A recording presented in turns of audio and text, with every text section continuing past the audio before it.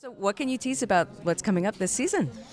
Well, this is going to be the first time that the second mass is actually kind of comfortable and sitting back in Charleston, which could sound quite boring, but there's quite a bit going on inside the walls there, Charleston.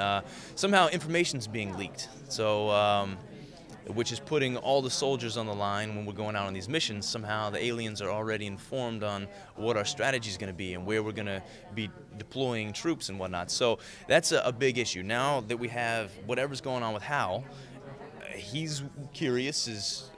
Does he have anything to do with this? Is that, or is this all in his mind? We also have this new alien. Are they completely truthful with what they're doing, or are they actually helping the Ishvini?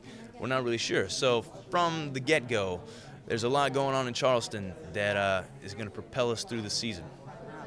What's happening with Hal and Maggie this season? Hal and Maggie. So we saw a lot of Hal and Maggie last year, and the troubles that they went through, and her turning Hal down every chance she could, and then he finally won her over. So good for that guy.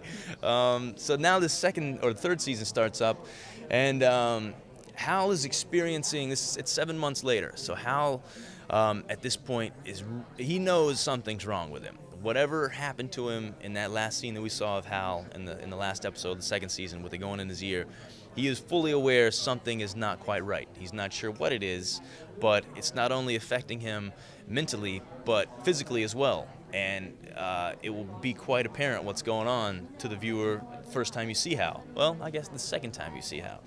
And so Maggie's had to turn into, they're basically a married couple now. And we're not talking honeymoon married. We're talking, we've been married for a while, and we take care of each other. She particularly helps take care of me just because of everything I'm going through. And Hal, being as independent as he is, he's not completely transparent with everyone as what he's going through.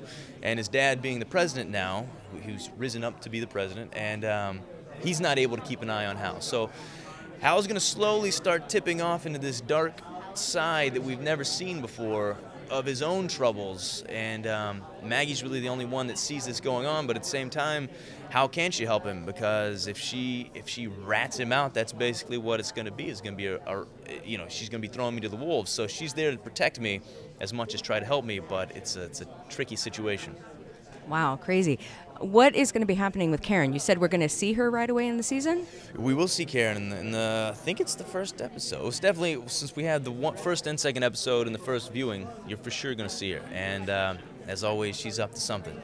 And she's a big catalyst for storylines going on this season, as always. And we have some pretty intense scenes together. It's something it's a side of Hal and Maggie, or Hal and Karen, we've never seen before, which is quite interesting. And finally, what message do you have for the fans as they go into this third season?